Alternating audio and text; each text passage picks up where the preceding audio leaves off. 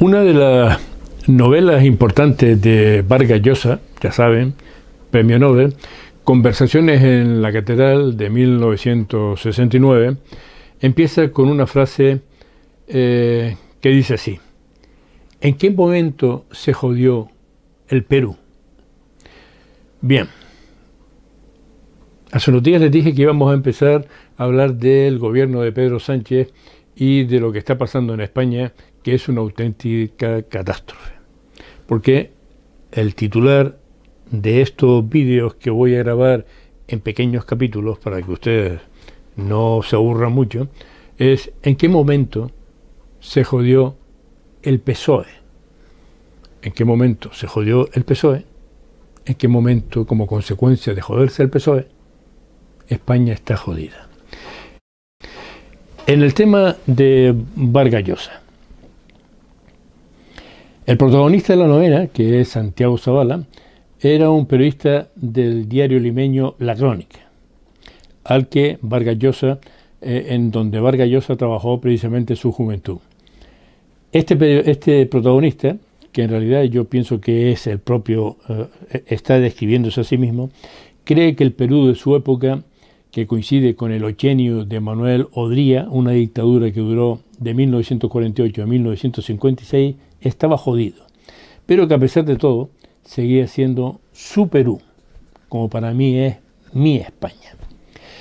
Vargas Llosa tenía los mismos sentimientos respecto a su país que el protagonista, Santiago Zavala.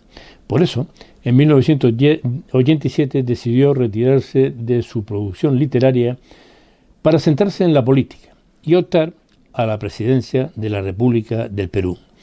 Eso era en las elecciones de 1990. Lo que ocurrió es de sobra conocido.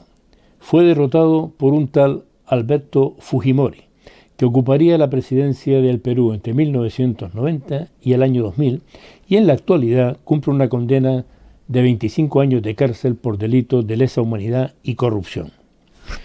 Muchos se podían preguntar ¿cómo es posible que un tipo como Fujimori derrotara a Vargas Llosa en las elecciones? Pues miren, lo que está ocurriendo en España. No se puede hacer un análisis exhaustivo porque no tenemos tiempo. Pero en el trasfondo de lo que ocurrió en Perú entre Vargas Llosa y Fujimori es trasladable a España. Mientras Vargas Llosa decía en sus mensajes lo que nadie quería oír porque era la realidad, Fujimori le contaba a la gente exactamente aquello que quería escuchar. Es decir, la gente prefirió votar por alguien que prometía y prometía y prometía, pero que no era real, frente a votar a gente que está reflejando claramente la situación, y ya estoy hablando de España, y que la gente prefiere ignorar. Tenemos en la vicepresidencia del gobierno de Pedro Sánchez, a Pedro Sánchez habrá que dedicarle un capítulo especial, igual que a este vicepresidente. Tenemos en la vicepresidencia de Pedro Sánchez a un ser realmente maligno. Es un mal tipo. En mi opinión, es un mal tipo. Desde el punto de vista personal, no quiero decir más nada. Desde el punto de vista político y del daño inmenso que le está haciendo a España, Pablo Iglesias es simplemente un engendro. Un engendro que apoya un número determinado de personas tan engendros como él. Porque, por empezar por lo último, a Pablo Iglesias le vamos a dedicar 2 capítulos, uno este y el siguiente. Por empezar por lo último, cuando todo un vicepresidente del gobierno de España desprestigia a su propio país, a España,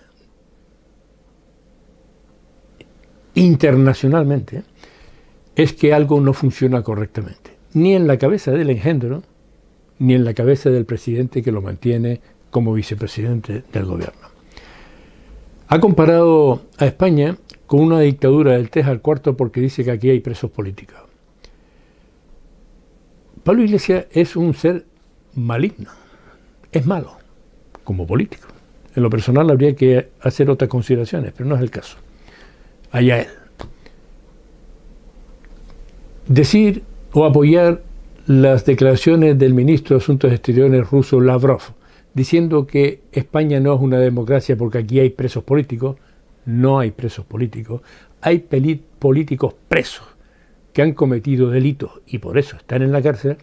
Es lo que Pablo Iglesias hace para desprestigiar a España con el único objeto de cargarse el país en el que vive y en el que vive muy bien y en donde las leyes a un tipo como él lo protegen de tal forma que mientras gente que patea a los policías o que, como Mireia Boya, que es una diputada de la CUP, dice que a los de Vox hay que apedrearlos. Vox, con el que se podrá estar de acuerdo o no, es una fuerza política como cualquier otra, que tiene todo el derecho del mundo a expresarse. Pero mientras esta mujer dice que hay que atacar a personas que representan una determinada opción, con la que se podrá estar de acuerdo o no, pero atacarlas y apedrearlas con el riesgo de muerte que puede haber ahí, el que pasea con un megáfono delante de la casa de Pablo Iglesias puede ser, como ha sido, condenado a 7 meses de prisión. Este tipo, para mí un tipejo políticamente hablando, está destruyendo a España, pero también está destruyendo al Partido Socialista Obrero Español. Con la boca chica y cuando no hay micrófonos delante, a mí personalmente, gente del gobierno de Canarias, gente de los ayuntamientos de estas islas, me dicen que es un engendro lo que está haciendo Podemos en el gobierno de España. Y por eso, solo brevemente, para no ir mucho más allá, a Pablo Iglesias y a Podemos había que laminarlos políticamente, porque no es que sea una fuerza de izquierda. Si fuera de derecha sería lo mismo. Es porque constantemente están tratando de hacer el mal para todos. Un claro ejemplo de lo que digo y que Podemos, con Pablo Iglesias al frente, apoya. Un edificio de apartamentos cerca de la Pega de las Canteras, aquí en la isla de Gran Canaria.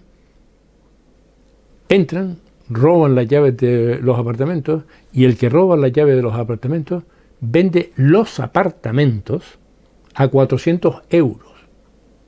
Y la propiedad dice, ¿cómo?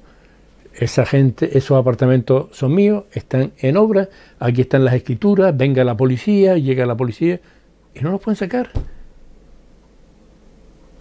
Apropiación indebida, estafa. ¿Cómo es posible?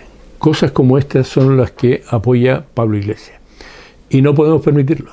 La sociedad tiene que tener unas normas de convivencia, porque puede llegar el momento en que cuando constantemente quien está en el gobierno de mi país apoya que la gente se salte la ley, o que haya leyes para que un determinado grupito de personas apoye a este, que en mi opinión es un político miserable, no funciona.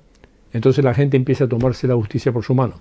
Y miren, no tengan ninguna duda, de que cuando el nivel suba, llegará un momento en que la gente se tome la justicia por su mano. Y entonces solo habrá que mirar en una dirección, en esa dirección, la de este gobierno.